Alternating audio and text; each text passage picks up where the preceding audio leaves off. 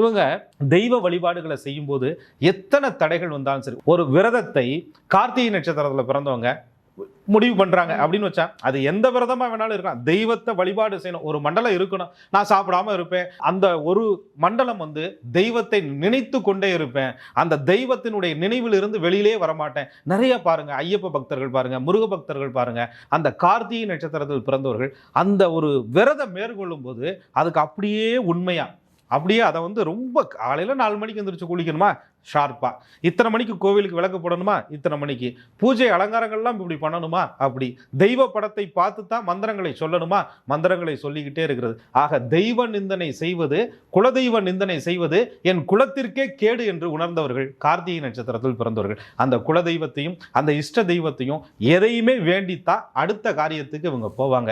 எந்த ஊருக்கு போனாலும் சரி, ஒரு கோவில் இருக்கக்கூடிய இடத்துல கார்த்திகை நட்சத்திரக்காரர்கள் பிறந்திருப்பார்கள், அல்லது அந்த இடத்துல தான் இருப்பாங்க. அல்லது கார்த்திகை நட்சத்திரத்தில் பிறந்தவர்கள் தன்னுடைய வீடையே கோவில் போன்று பார்த்துக்கிடுவாங்க.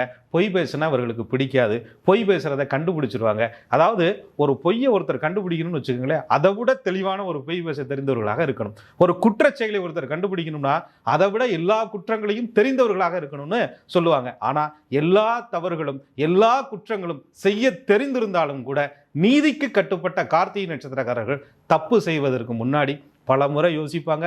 முடிந்த அளவு பொய் உரைப்பது இவர்களுக்கு பிடிக்கவே பிடிக்காது. பொய் சொல்லுவதை, பொய் சொல்பவர்களை ஒரு பொழுதும் அனுமதிக்க மாட்டார்கள் கார்த்திகை நட்சத்திரத்தில் பிறந்தவர்கள்.